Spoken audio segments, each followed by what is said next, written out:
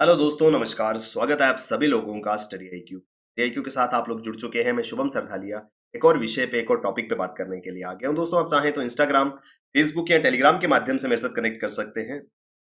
कोई भी आपका डाउट है, कोई आपकी क्वेरी है, आप उससे यहाँ पर पूछ सकते हैं।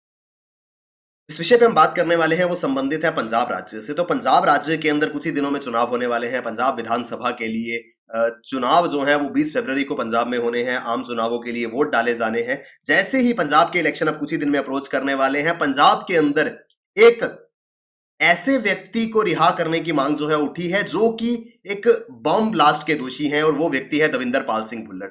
विस्तार से इस विषय पर चर्चा करेंगे। कौन है दविंदर पाल सिंह भुल्लड़, क्यों इसकी रिलीज के लिए डिमांड जो है वो की जा रही है, और क्या पंजाब इलेक्शन का इसके साथ में लेना देना है, इन सभी बातों को विस्तार से डिस्कस।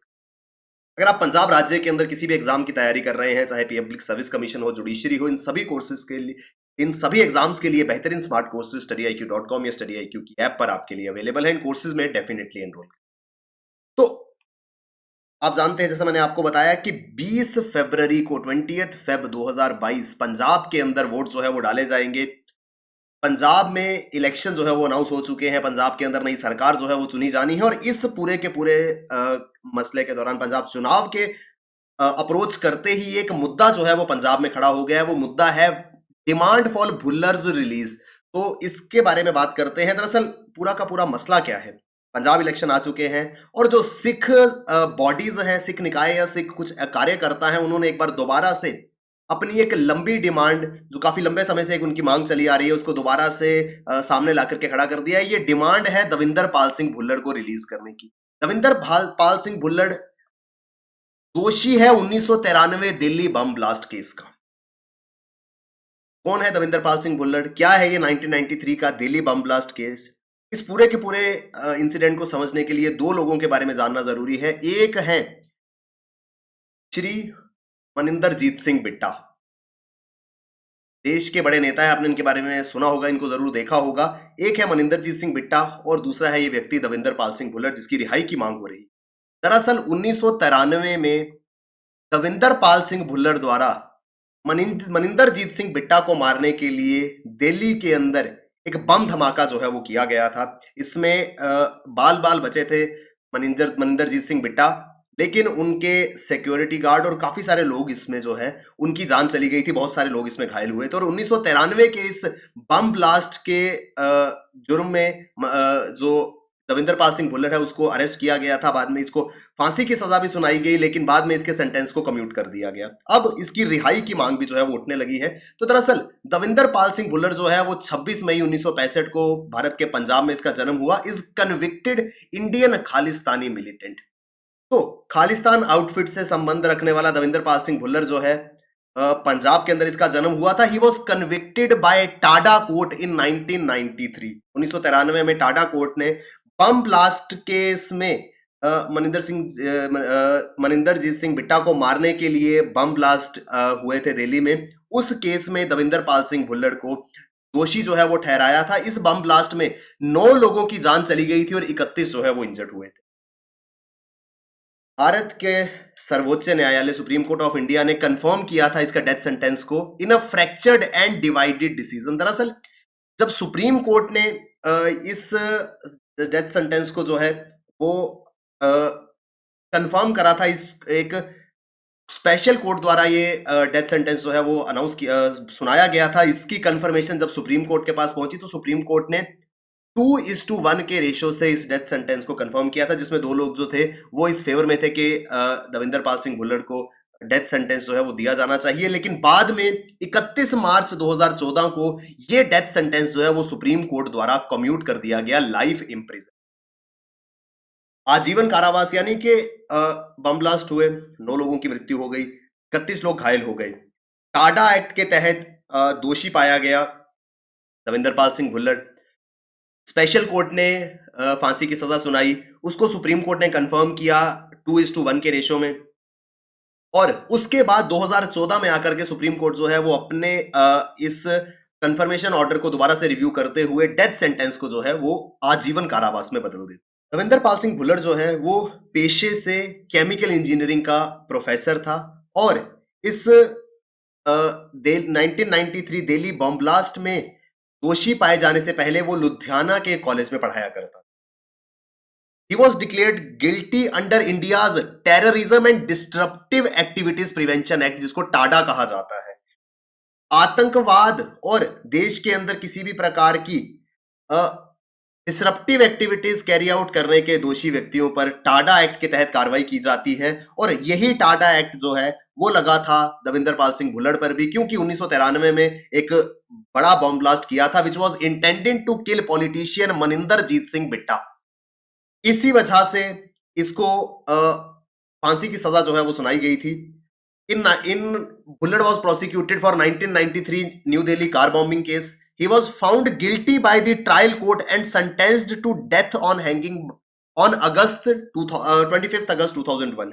1993 का बम ब्लास्ट केस, उसके ऊपर टाडा लगा और एक ट्रायल कोर्ट ने 2001 में भुल्लड़ को मौत की सजा सुनाई।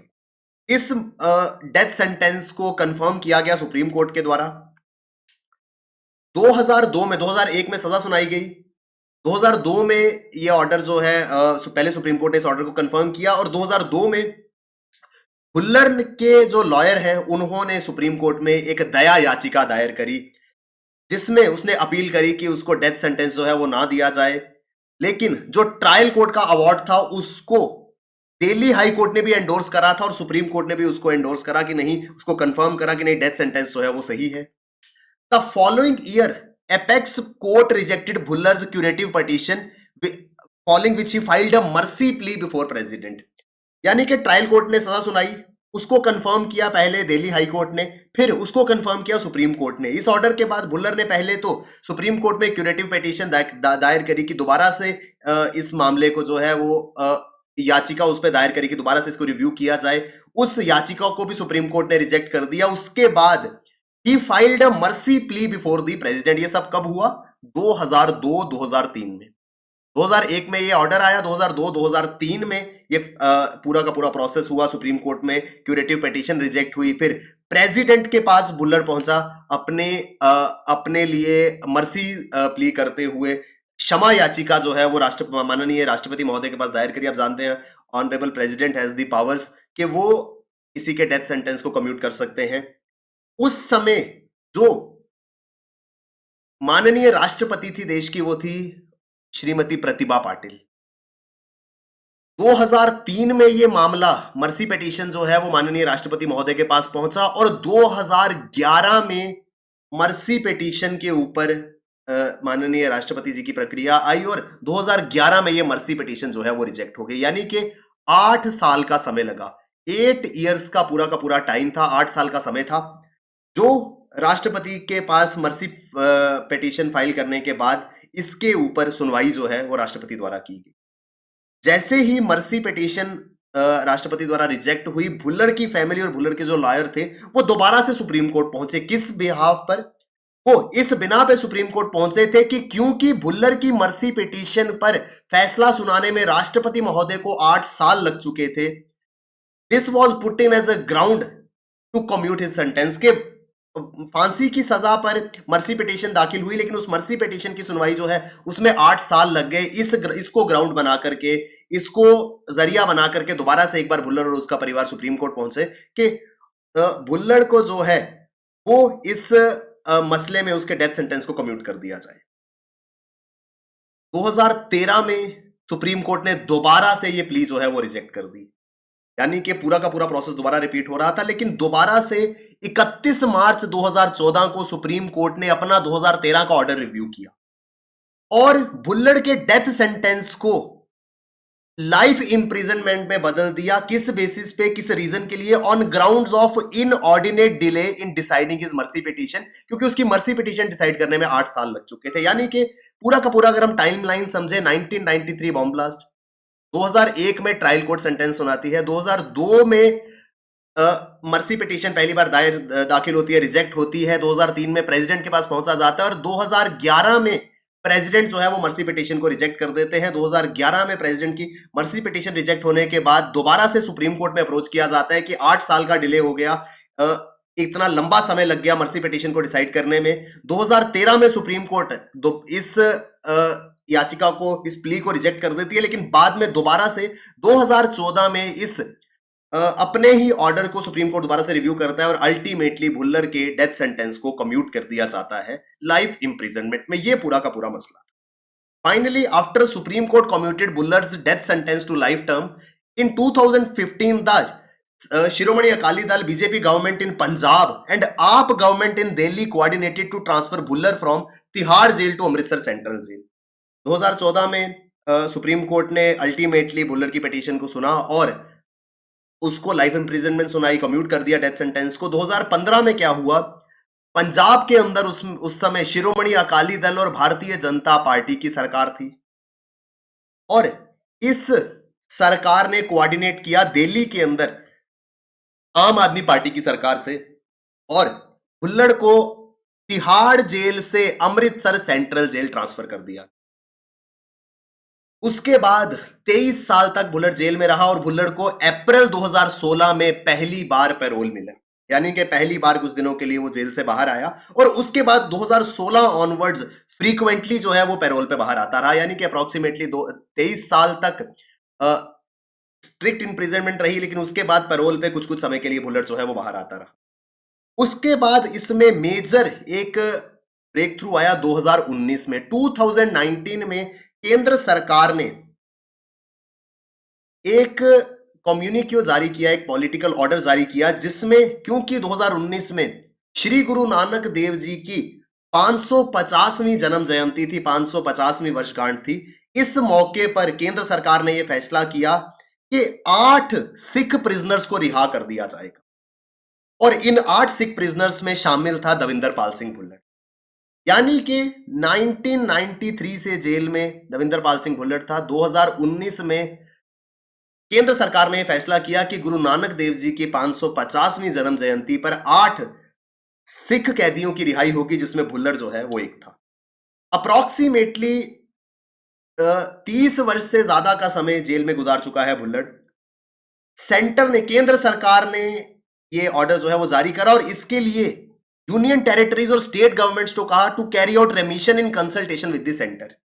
और इसी दिशा में यूनियन गवर्नमेंट ने दिल्ली गवर्नमेंट को भी आदेश दिए कि भुल्लर का रिलीज ऑर्डर जो है वो इशू कर दिया जाए। रिलीज ऑर्डर जो है वो दिल्ली सरकार के द्वारा किया जाना था, क्राइम जो था वो दिल्ली के अंदर हुआ था।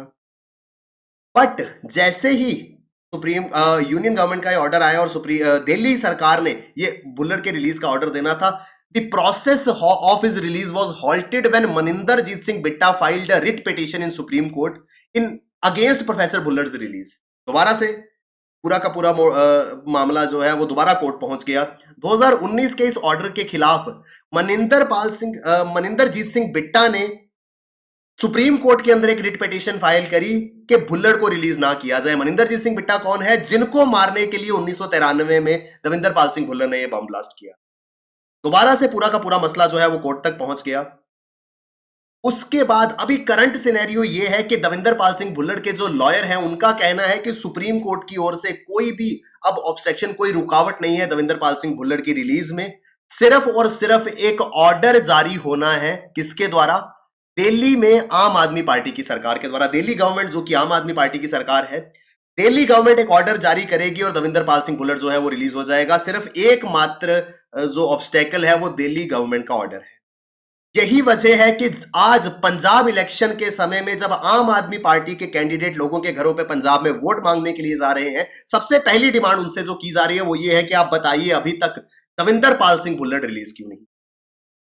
इसके ऊपर आम आदमी पार्टी के नेता भगवंत मान की जब प्रक्रिया ली गई तो पहले उन्होंने कहा कि भुल्लर की फाइल जो है वो दिल्ली के एलजी साहब के पास पेंडिंग है, यानी कि उन्होंने पूरा का पूरा ब्लेम जो है वो दिल्ली के एलजी साहब के ऊपर डाल दिया। बट बाद में उन्होंने अपने ही बयान को जो है वो चेंज कर दिया। उन्होंने कहा कि दिल्ली सरकार जो है वो डिसाइड करेगी कि कब ये रिलीज होगा, जैसे ही लीगल प्रोसेस पूरा हो जाता है। और लीगल प्रोसेस की जहां तक बात है, जो भुल्लर है, भुल्लर के लॉयर्स का कहना है कि लीगल प्रोसेस पूरा का पूरा कंप्लीट है, सिर्फ और सिर्फ इंतजार है दिल्ली सरकार के ऑर्डर का। अब देखना यह होगा कि दिल्ली सरकार का ऑर्डर कब तक आ जाता है, क्योंकि बहुत सारे आउटफिट्स ऐसे हैं जो दिल्ली सरकार को इस बात को लेकर के घेर रहे हैं कि उन्होंने अभी तक भुल्लर के रिलीज का ऑर्डर जो है वो क्यों नहीं दिया। और क्योंकि आम आदमी पार्टी जो है वो पंजाब के अंदर एक्टिवली चुनाव जो है वो लड़ रही है। तो जब भी आम आदमी के कैंडिडेट वोट मांगने के लिए लोगों के घरों में जा रहे हैं, तो बहुत सारी जगह पे ये मांग उनसे की जा रही है कि भुल्लड़ रिलीज क्यों नहीं हो रहा। और इस वजह से पंजाब इलेक्शन के आते ही एक बार दोबारा से दविंदर पाल सिंह भुल्लड़ की रिहाई की मांग जो है उसने जोर पकड़ लिया है। तो ये है पूरा का पूरा आर्टिकल, क्यों दविंदर पाल सिंह भुल्लड़ को रिलीज होना है, क्यों उसकी रिहाई की डिमांड हो रही है, क्यों अभी तक रिहाई नहीं हुई, और किस क्राइम में दोषी जो है वो भुल्लड़ को पाया गया था। ये पूरी की पूरी गतिविधियां हमने विस्तार से यहां पर समझी। आई होप हमको ये आर्टिकल समझ में होगा। दोस्तों, पंजाब राज्य के अंदर आप किसी भी एग्जाम की तैयारी कर रहे हैं, StudyIQ.com या StudyIQ की ऐप पर आपके लिए बेहतरीन स्मार्ट कोर्सेज, इन कोर्सेज में एनरोल करें और अपनी प्रेपरेशन को बहुत बेहतर बनाएं। Thank you very much, all the best, keep working hard, bye bye, take care, जय हिंद।